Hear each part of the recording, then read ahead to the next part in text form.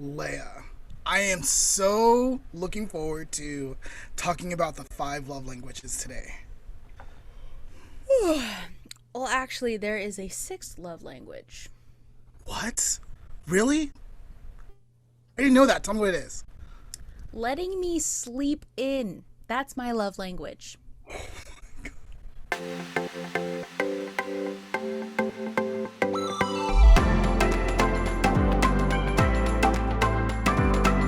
That's Lamont. And that's Leah. And you're tuning into the Lamont and Leah podcast. All right, so Leah, today we're going to talk about the five love languages. It is one of my favorite subjects. I did a little something for work about it. I'm so glad we're going to be talking about it. Later, we're going to do the activity, which is going to be lots of fun. And then I have some words on self-love and growth. Are you ready? Yes, I am. All right, let's get started. So, Lamont, why did we decide to do this topic? So, I can't remember exactly. Like, this was kind of like the launching point of the Lamont and Leah podcast. Someone had said something in a comment, and then I had mentioned the five love languages, and then you had said like something on it. I was like, Leah, let's do our podcast on this, and you're like, yes. And then like we made more plans to do a podcast, and now we're here. We're finally here. 10 or 11 episodes in. I don't remember which one this is. I've lost count already. But yeah, I remember that night, and I think that was the jumping off point. It was just like, we do have stuff to talk about. So talking about love languages, I had heard about them a few years ago on this like random Facebook video. I don't know what it was called or who it was by, so I can't look it up and reference it. And I thought it was very fascinating, but I kind of just like ultimately forgot about it. And then not long after, I remember seeing an interview from some celebrity. Again, don't remember who or what it was for. And they were talking about their partner and brought it up. And the interviewer had no idea what they were talking about, so the celebrity explained it. And again, I was like, wow, that is actually very fascinating. So I think I had taken like a love language quiz at that time, but I don't remember what it was. But yeah, so that's how I learned about it.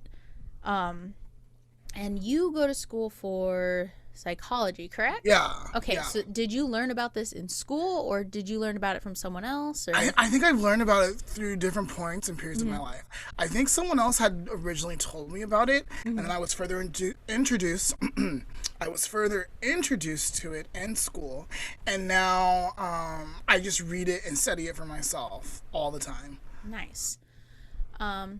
So for our listeners or viewers who don't know what love languages are, let's do a quick like lesson briefly on what love languages are.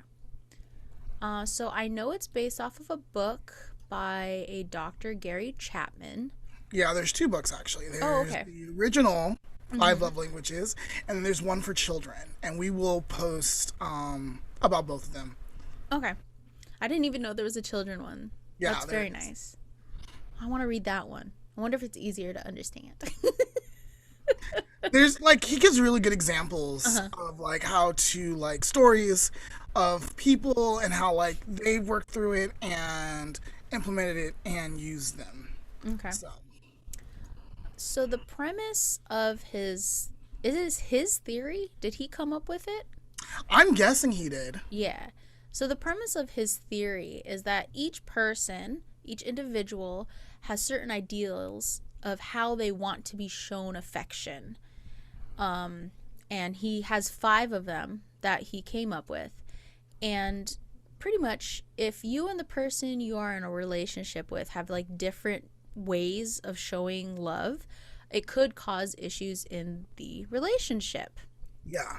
And yeah, so I think I had also read somewhere that there should only be one that really like resonates with you, even though the others are kind of like degrees or percentages that they might relate to you, but usually there's only one that really speaks to you.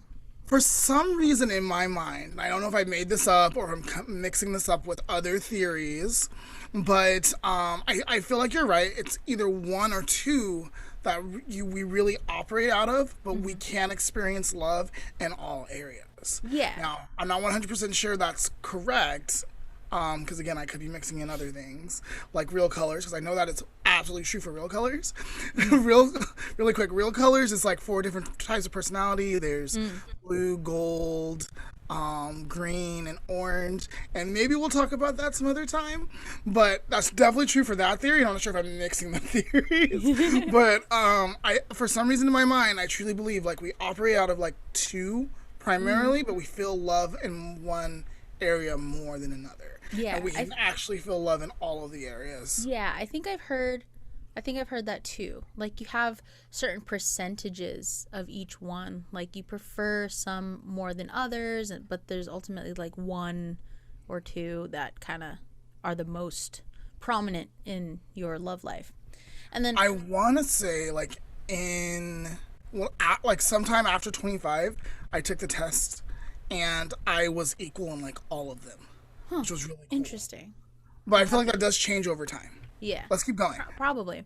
Well, yeah, let's go over what the 5 love languages are for people who may not know what they are. All right. Okay, I'll start off. So the first one is words of affirmation.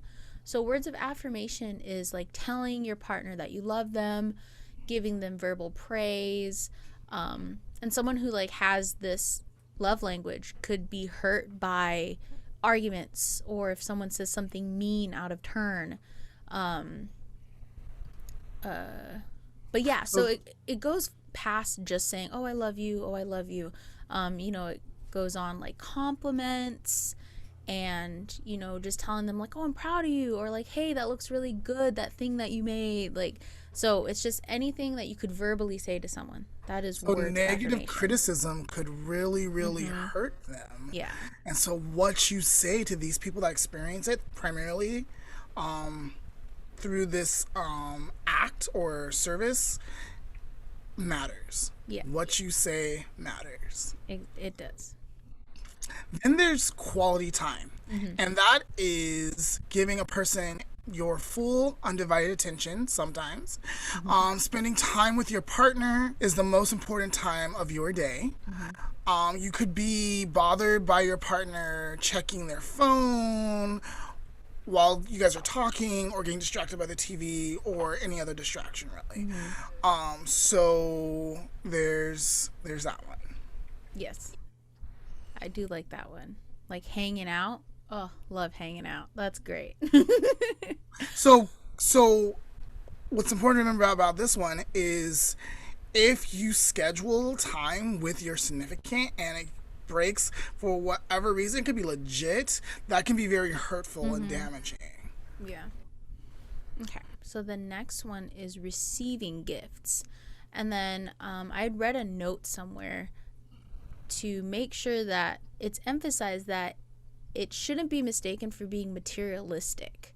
True. Because it's not the gift that's important, it's the idea and the reason for the gift. So like you could come home with a gumball and be like, I bought this for you. And if receiving gifts is your love language, you'd be like, oh my God, thank you. Yeah, like thank you for thinking of me. Yeah. And making sure like I was part of your day, like in your head, So particularly gifts out of the blue.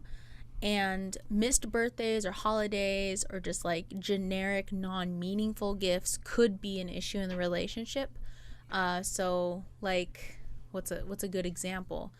If like Valentine's Day and they just bring home like a little card, cheap little like 99-cent store card, and like, here. Thanks for the gift, but I mean, what? Yeah, there wasn't much meaning behind it. There wasn't much thought. There wasn't a lot of love poured into this gift. It could be hurtful. Yeah. Let's see. Where are we at? Acts of service. Lamont, what are acts of service? So this love language values being helped and shared, and taking on the burden or the perceived burden or tasks. It could be the household chores, running an errand, or something similar to that. Being lazy or broken commitments of like, I'm going to do this and I don't get it done could really put stress on the relationship, and that can really hurt the relationship or cause conflict in your relationship. Yeah.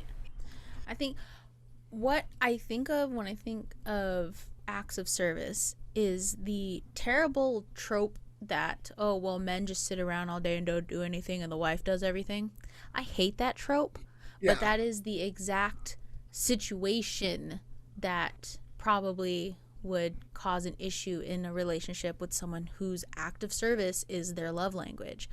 Not to say that like men are lazy or whatever. Right. It's just person A and person B doesn't matter about gender, but like that situation is what can be hurtful for those kind of people. Yeah, so if your girlfriend or your partner is putting in a lot of work and doing like everything for you, 9 chances out of 10 their primary love language is acts of service. And so if you want to love them back, take on some of that burden and some of those tasks for them so they can feel supported. Yeah. Okay. And our last love language is physical touch.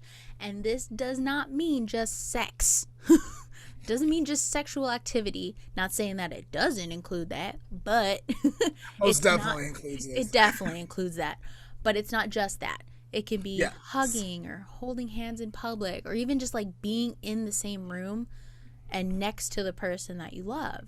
That's physical touch. A squeeze on the shoulder or an accidental bump.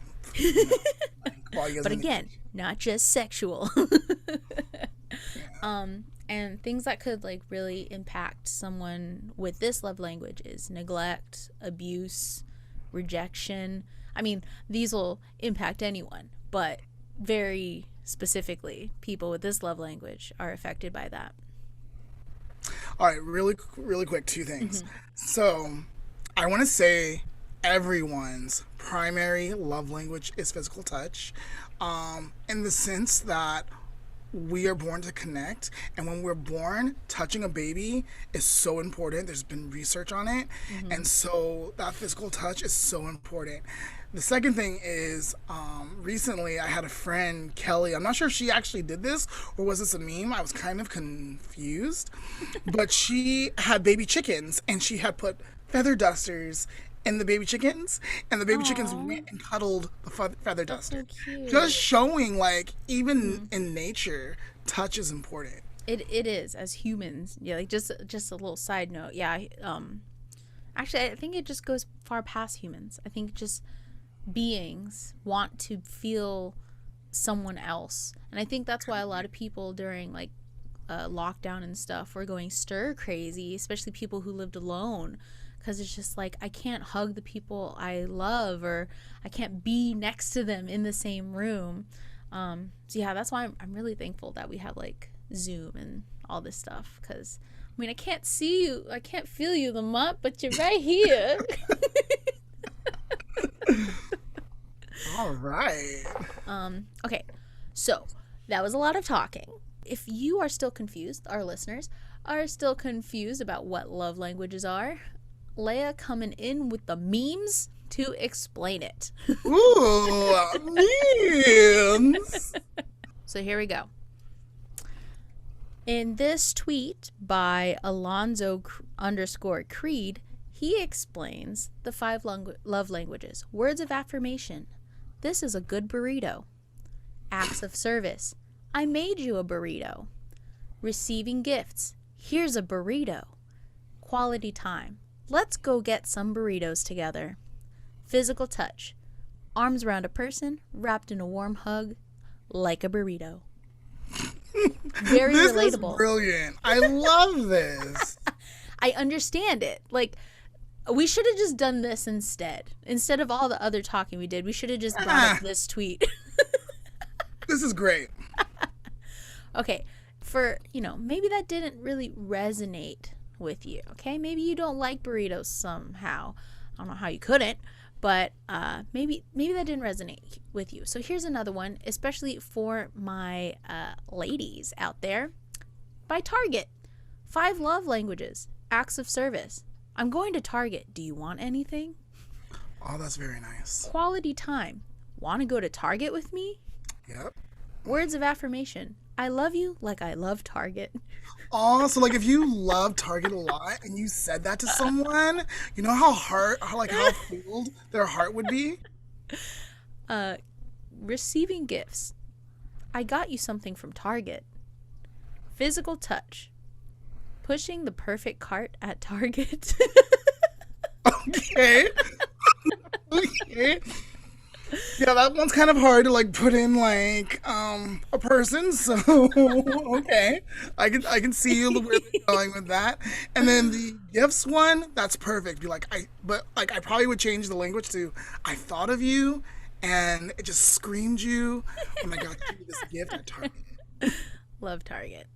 And then here's an explanation for someone who loves music, especially the 90s. The 90s was a great time for music. The 5 love languages. Physical touch. My loneliness is killing me. Come on, Words Brittany. of affirmation. I must confess, I still believe. Quality time. When I'm not with you, I lose my mind. Gift giving. Give me a sign. Acts of service. Hit me, baby, one more time.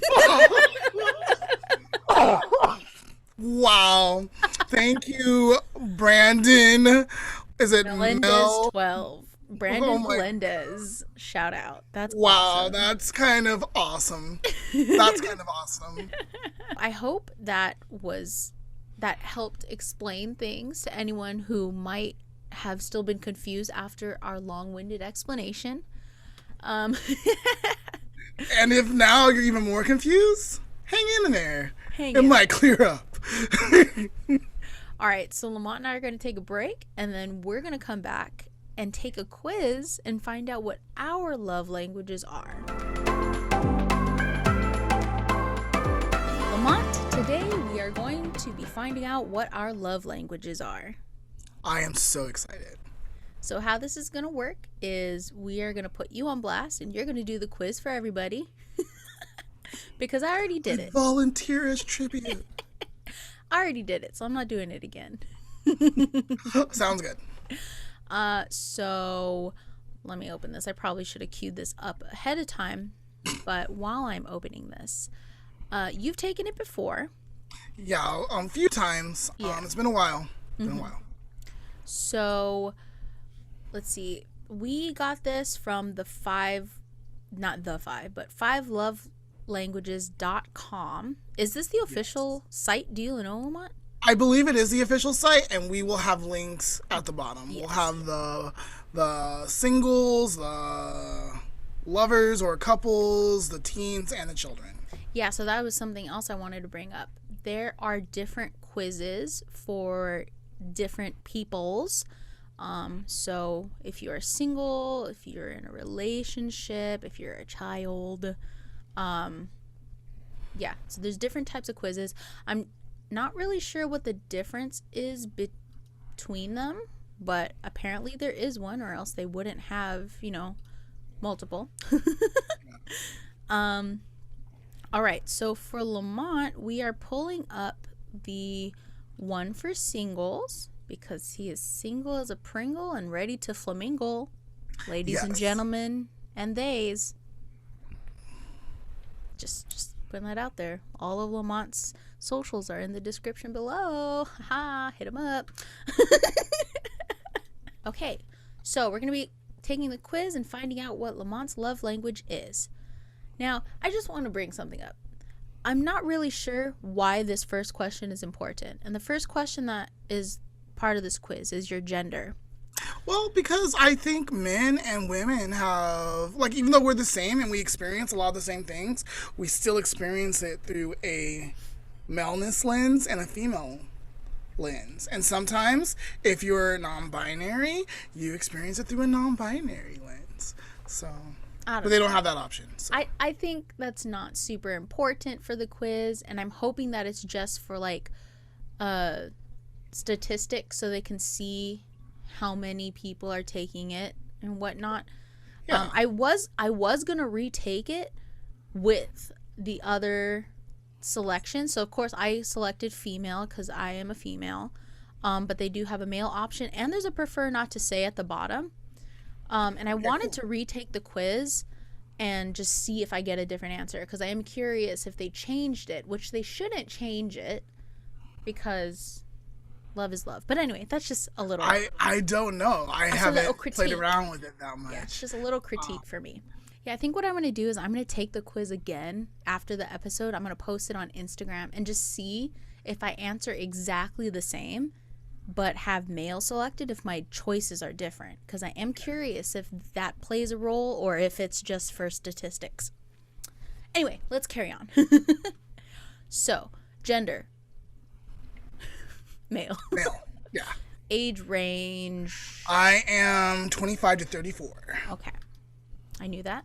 Country. And see, it asks for your country, so that's why I think it's really just statistics. Well, realistically, different cultures experience love differently. So even though we're experiencing it in the same 5 areas, it's going to look different in those areas. That is true. I take back what I said. Okay, so question 1. Have you read the 5 Love Languages single edition? Yes. Okay. A long time ago. Okay. So how this quiz works is it gives you 2 options, all the same prompt. It's more meaningful to me when... and then you select which of the 2 options is more meaningful to you. All right. So, option 1, someone I love sends me a loving note, text, email for no special reason, or I hug someone I love. Let's go with hug someone I love. Okay. Next, I can spend alone time with someone I love, just us, or someone I love does something practical to help me out.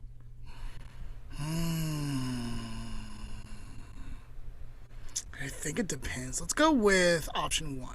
Okay. Next, it's more meaningful to me when I hear someone tell me I'm proud of you, or someone I love helps me with a task. Both.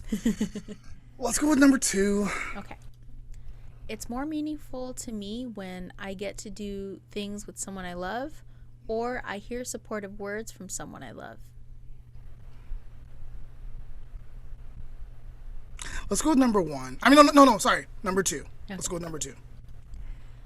It's more meaningful to me when someone I love works on special projects with me that I have to complete, or someone I love gives me an exciting gift. Number 1.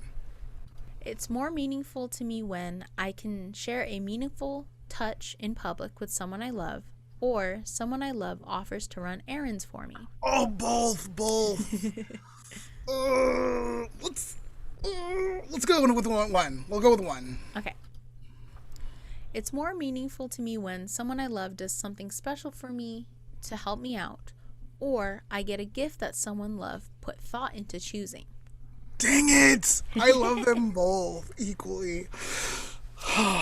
Okay. Someone I love does something special for me to help me out. Do I love that more than I love the gift? Let's go with 1. Let's go with 1. It's more meaningful to me when someone I love and haven't seen in a while thinks enough of me to give me a little gift, or someone I love takes care of something I'm responsible to do, but I feel too stressed to do at the time. Oh, definitely number 2. It's more meaningful to me when someone I love doesn't interrupt me while I'm talking, or gift giving is an important part of the relationship with someone I love. Let's go with number 2. Okay. I'm okay if my partner interrupts me sometimes. I know I'm sometimes. That's just the kind of person I am.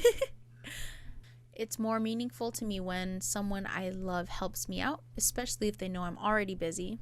Oh, especially if I know they're already busy. Or I hear someone I love tell me that they appreciate me. Oh, that's hard because I feel like I would not want to interrupt them if they're already busy. I figure, I'll just take it on. Let's go with number 2. Let's go with number 2. It's more meaningful to me when I get a hug from someone whom I haven't seen in a while, or I hear someone I love tell me how much I mean to him, her, them. I hear someone I love tell me how much I mean to them. Results? Results. Lamont, your primary love language is words of affirmation, followed very closely by acts of service. So, disclaimer, I want to say, like, these are pretty close in number, and usually you'll have one higher than the, like, a lot higher than the other. I want to say I feel them evenly, not evenly, but I feel them across all areas in my life. I agree. I recognize it in all areas of my life, and maybe because I read the books, maybe it's just the way I am. Leah, what were your results like? So I also took this quiz, and we had Patrick take this quiz. So I'm going to go ahead and share our results, or my results, and then Patrick's results. And then we can compare and contrast, or just see. Because like you said, I also think that my top two were something that I feel really like interchangeable, or kind of like both. But the results are kind of interesting because I took both quizzes. I took the single one I don't know, why did I take the single one? Because I asked you to. Lamont told me to do it. Yeah, I asked you to because I wanted to see if there was a difference between if you're single versus if you're in a relationship. Do you feel differently, or is it expressed a little bit differently? Mm-hmm. So for my single one, and I think the single one doesn't necessarily mean like, like if you're searching for someone. I think the single one, quote unquote, could technically mean just interpersonally, like with friendships and stuff. Exactly. So when I took that one, I got 33% in quality time and 27% in words of affirmation, which okay. I agree with that one, because if we're thinking about it interpersonally, I really do value when I get to spend time with my friends. That makes sense. I wish I had more friends, but the friends I do have, I really do love spending time with them. And the fact that words of affirmation is followed by it is really funny. Yeah, like honestly, we don't even have to say anything when we're hanging out. Like I could just be in the same room. Well, I guess that's physical touch actually. But no, I really do appreciate when like my friends tell me like, hey, I love that thing that you made, or I love the way, like Lamont told me this morning that he really liked my makeup, and I was like, oh, thank you. Like that is really special to me interpersonally. And then when I think back to before Patrick and I were dating, I loved to spend time with him and get to know him, like before we started dating. We actually were, like seeing each other, quote unquote, not official, quote unquote, for almost a whole entire year before we made it official. And yeah, I just wanted to spend time with him, as much time as I could. Yeah, I mean, I still do. Let's be real. For real. Okay, so like I said, I took the test or the quiz again, but this time as I took the couple test as a person in a relationship. So taking the test, thinking mostly about my relationship with Patrick. And it's so funny because I got the same results flipped. Oh, so you had words of affirmation and quality time. Like, and they're just as close. Like, I think the first one was 33% quality time with like 27% words of affirmation. And then the couples one, I got 30% words of affirmation and 27% quality time. Okay. So right. I think that's a really clear indicator of what my top two are. Yeah, for sure. Definitely. And does Patrick tend to compliment you or encourage you or cheer you on a lot? He does a lot of cheering on. Like, he's probably one of the only people that, like, on a daily basis is just like, oh yeah, I love that thing that you made, or like, hey, you look really good today. So Great. So that's just like natural for him. yes, so So it must feel so happy. good when he naturally just like does it and Mm-hmm. it just fills your cup. Yes, it does. I could use a little more from my friends, not you. Hey, hey, I'm not talking to you. This goes out to my other friends. dear Dell. I'm just Oh, joking. oh my Just god! kidding. Don't call people out, Lamont. Um, but yeah. So I think I, in terms of these results, I think they're pretty spot on. Had you asked me before I took the quiz, I probably would have said that quality time and acts of service were my top two. So, like, but after reading this quiz and after reading up what like words of affirmation are, like I was like, oh no, no, no, that does make sense. That affects me a lot more than I thought.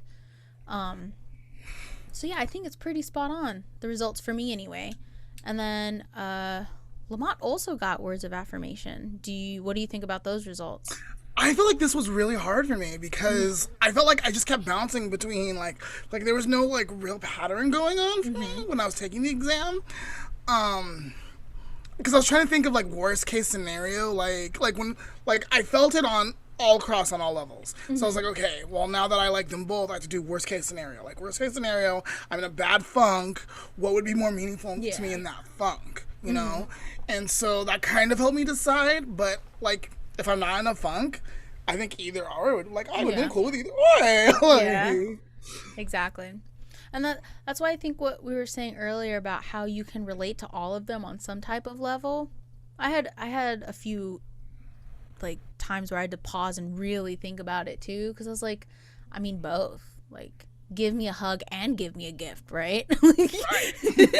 Like you were thinking about me. Like, ooh, I like that. And then you gave me a hug. Ooh, now I feel super loved. Hit me with all five, man. Honey. Honey. And I think that's important. And I think in the children one, they encourage you to, especially if you don't know your child at first, because like, let's be real, like as your child grows, they're going through changes, and you get an idea of who your child is after a time. But if you really don't know who they are, they encourage you to practice sending love in all levels so they experience love in Yeah, all levels. exactly. All right, so let me reveal Patrick's. Yes. So it's funny. I was sitting next to Patrick while I was taking it. I wasn't watching him, but I was like I was right next to him watching TV or something, and I could hear him. I could hear him doing the same exact thing that we were doing, going like, both, like, and just complaining like, why do I have to choose between these two?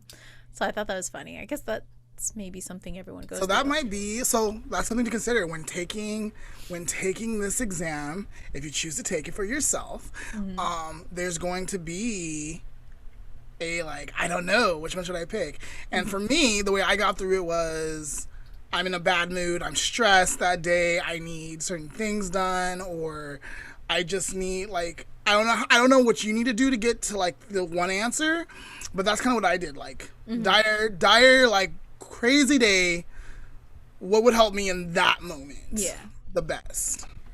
So Patrick's results, his primary love language is physical touch. That little horn dog. I'm just kidding. Just kidding, Patrick. I love you so much. Again, like Leah said earlier, it's not really about sex. Yeah. So finding that out, I see it now. And I might be guilty of not like giving him love in that way.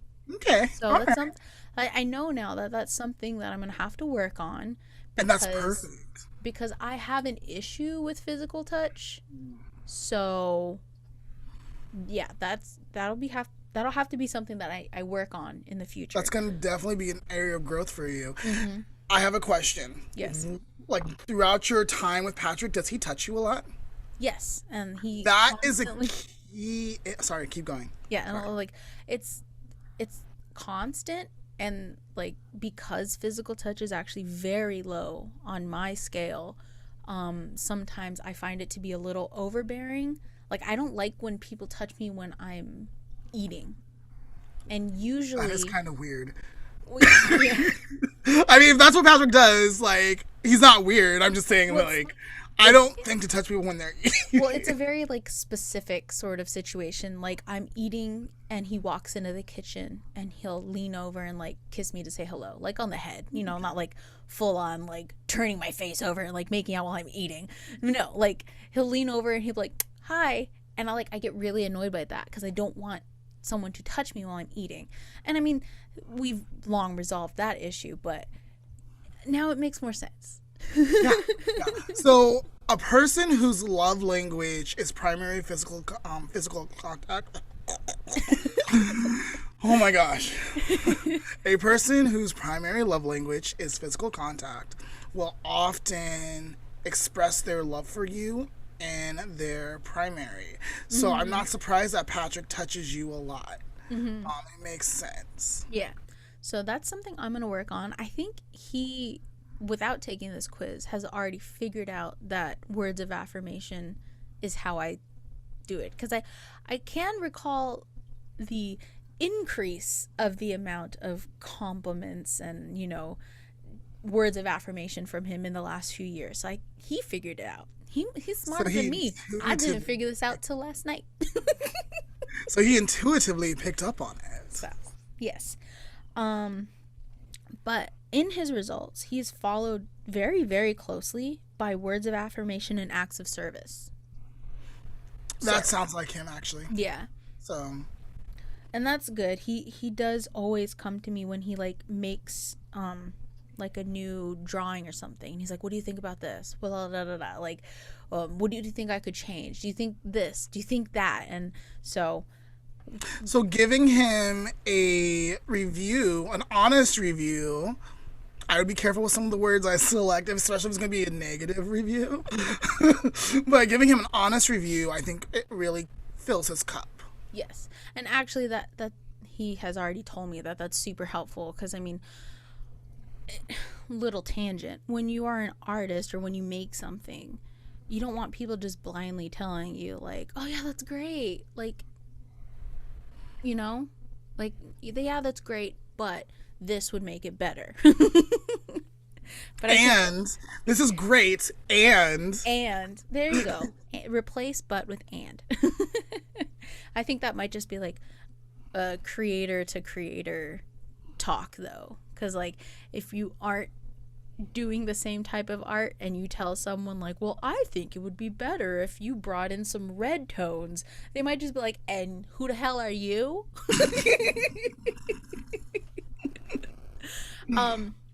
But wrapping all that up, if you are in a relationship, actually even outside of a relationship, this might be a really good thing to both take, and you might discover something like I did, and it could help you in your relationships. Exactly. And that's what's key here. Now, I know that our listeners are very busy listening to this wonderful, important podcast, and they can't click away to take the quiz themselves. So I have a little mini quiz that our people can take right now as they're listening and discover what their love language might be. And then that's great. And then after, they can go and take the actual quiz and then see if those were the same. So this is a little 3-question sort of situation. The first, I think there would at least need to be like 5. Well, this is, again, this is just so you can get an idea of what it might be.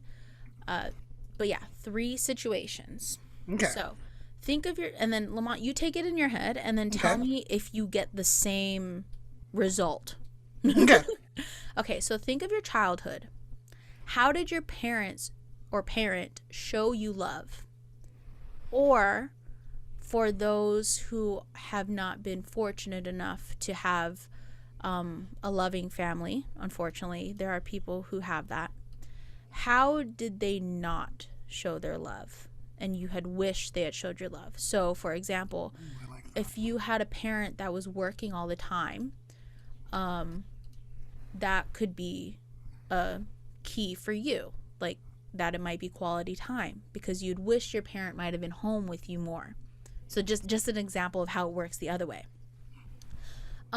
Situation 2 is think of your partner or love interest, and what is the first thing you want from them when you think of them? Like you're just meeting up. What is the first thing you want? A hug? Do you want them to have walked up with flowers or a gift? Do you want to tell them how much you miss them? So that is the second clue into what your love language might be. And the last one is think of ways you've been hurt in the past, and what things affected you the most. So this could again be with friends or past relationships. If something went wrong or went sour or there was an argument, what was the reason, and what stuck with you over time? So listeners, let us know in the comments or send us a message what your results are, because we would love to know. Love to know. But We Lamont, would definitely love to know. yes, Lamont, do you find that you got kind of the same results? Yes. But then I also know. So yes, in the sense that in the first one, it was definitely words of affirmation, because I was oversaturated with quality time with my mom. My mom was always around. I was fortunate to have that. And then acts of service came really second, because I love when she would cook me food or help me clean up or do something. So that was consistent. But most of all, she loves me and that she's proud of me and I'm doing a great job was so key and important. And the second example, I'm kind of interested in this new guy, so I thought of him coming out of the car and I'm going up to get a hug or a kiss. That's physical touch, right? That's the first thing I want from him. But you know, he usually brings baked goods for me that he made himself. Oh, so maybe his is. And little sidetrack. I always wondered why there wasn't gift giving in the love languages stuff. I think it is. I need to read up more on why that isn't a part of it. Maybe it's a part of another one, but. So for the gift giving, really quick, I think what happens with that one is you receive it more, but again, you're reacting in your primary love language, so you're also giving gifts. Yeah. Okay. A lot. Yeah. Does that make sense? Yeah. Makes sense. Oh, but let's finish up with the. Okay. And so what was the third one? The third one was not experiencing love. So that came up strong, acts of service. Anytime any friend said they would do something and didn't, that's really hurtful and damaging for me. For me, I feel like I pretty much got the same results as the actual quiz. In childhood, I wish that I had heard more hey, you're doing a good job, hey, you look good today, stuff like that. When I think of my partner, the first thing I want, I guess technically a hug, but a wow, look at what you're wearing, that would oh, I thank you. And then the third one is ways you've been hurt in the past. And the first thing I thought of was, again, words of affirmation. So, and quality time, people changing up plans on me at the last minute. That probably sticks with me the most. So Leah, kind of, but not really, to put your mom on blast. It must have really hit hard home when she would criticize you. Which I know would happen sometimes. Yes. You would take that super hard. Yes, and there are still things that I am working through in regards to that. One, this is a really stupid one, but my mom was a dancer, and so she had very delicate feminine feet and not a ballet dancer. She was a hula dancer, and in hula, you use all parts of your body to dance, and so she had very feminine feet as a part of that. And so when I was younger, I have what they call here luau feet, so like wider set feet. And she would always just be like, oh, you can't walk around barefoot. You're going to get luau feet. They're going to be fat. And that has always stuck with me. And I've always like tried to jam my feet into these really feminine small shoes and then been in pain. And now I'm like, I don't care. I'll wear whatever's comfortable. Yay for growth. Yeah, so that's just some things. And not only my mom, of course, but just I just wish I had heard a little more praise when I was younger. From just people in general. I'm trying to think back. I'm like, I don't know how often I praised you. And I was like, I wish I would have done it more, been more conscious of it. I think you did in your own way. We worked together on a lot of stuff, and you would always just be like, oh, that's so good, or, be realistic with me, like, no. But that's because your stuff is good. So. Thank you. See? Like, even today, like, I told her, I was like, oh my gosh, like, because usually I write the show, and Leah decided to write today, which was awesome. So she did an active service for me. So we're loving each other. And in return, I'm like, oh my gosh, I saw it. It's so great. Like, from top to bottom, I was like, this is great. I love this. I loved everything. So. Let us know in the comments or send us a message what your results were from our little mini quiz and how they compare to the actual quiz, and see if they are similar or opposite. Wonder if they could come out opposite. Lamont, let's brainstorm very quickly some different ways people could communicate with their partner or friends based on their preferred love language. All right. You give me one, and I will try to give some examples. Yeah, I think we covered a lot of them. We did. So we'll start with physical touch. Physical touch. Hugs. Yes. A lot of people love to be hugged. Mm-hmm. Like I said, if you're in the kitchen, not eating, don't touch when they're eating. Yeah, don't touch me when I'm eating. But like, if you're in the kitchen, like making something or whatever, like a little like snug, like, oh, like Lamont, what are you doing? stop making it sexual. Like, no, it's not sexual. I'm just like playful, like. Yeah. A squeeze on the shoulder if they're sitting down, like working, typing on a computer or whatever. Be like, hey, like, I see you're busy, just thinking of you. If that's their primary language, just squeeze on the shoulder. Mm-hmm. Holding hands in public. A kiss on the head or hair. I'd even read that physical touch goes all the way to even just being next to them in the same room. Like, you could be doing two completely different things, but just being next to them, being in the same room. I feel like that's kind of quality time, though. But like, it's not undivided time, but like, I feel like being in the same I think space. it's a little bit of both, but I can definitely see that, like, because I would say overlap. Because going back to Patrick, since his is physical touch, I can see why when we're just in the same room together, he's just like, we can like his desk is actually right behind mine. So if you're watching this on video, I have my backdrop up, but like literally right behind this backdrop is his desk. And so we'll just spend nights in here. He'll be on his computer, I'll be on mine, but it's just like, yay. I love that.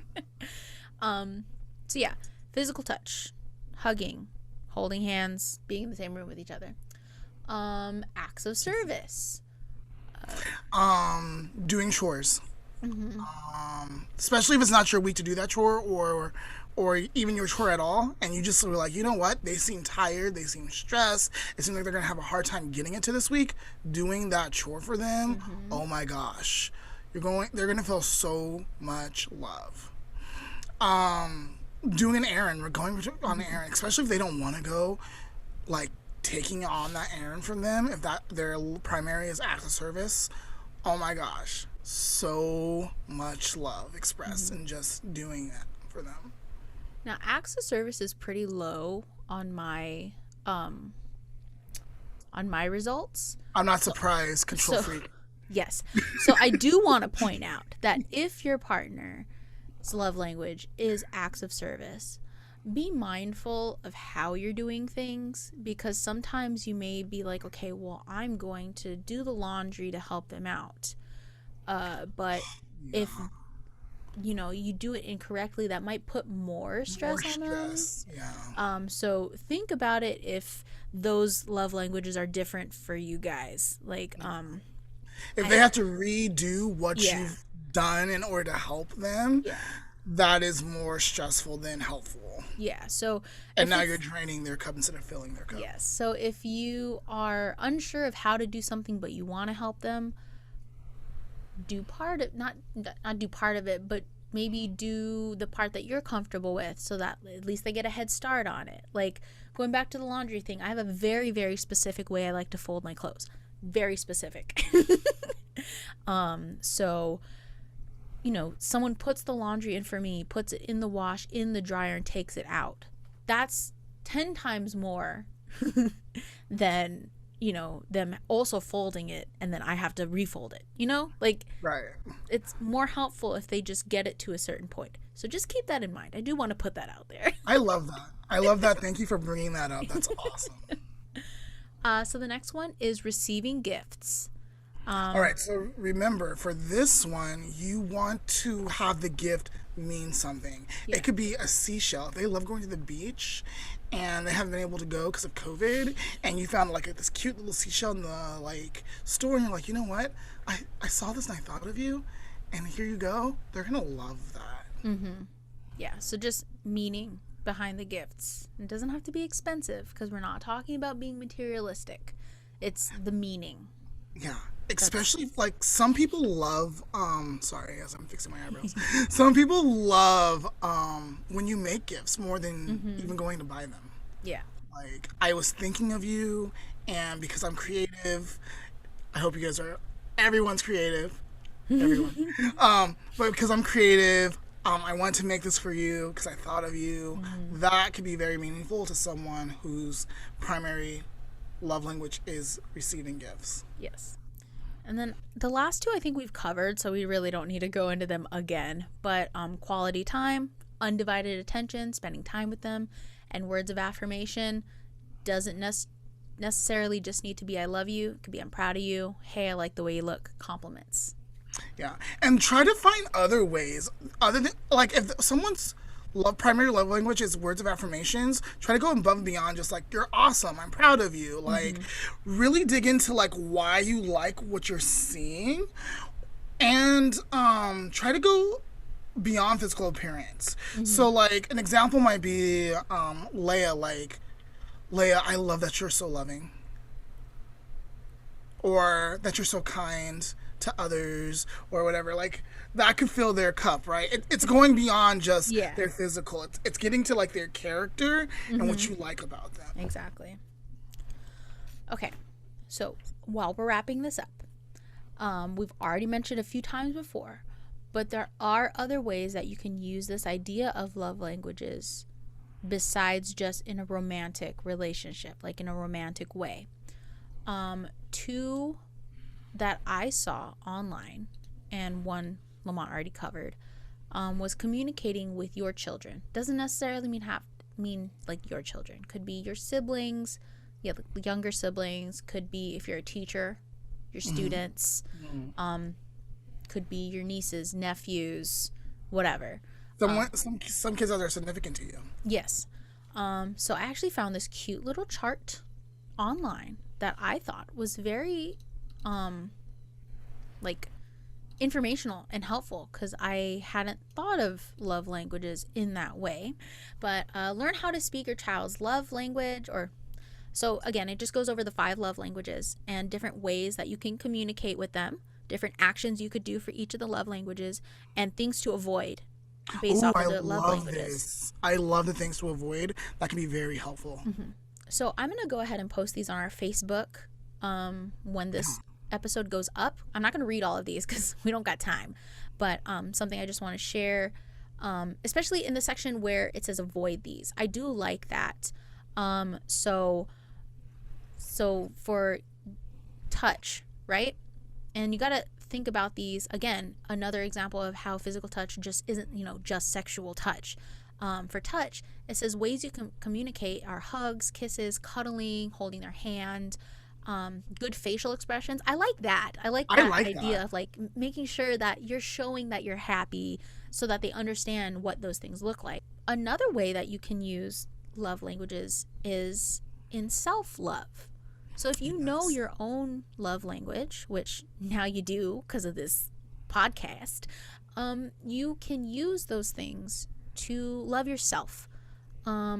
Practice them daily. Yes, and I do like this one because sometimes self-love for me can, be put on the wayside. So this is a good example of how to love yourself. And it goes through all 5 of them and different things you could do.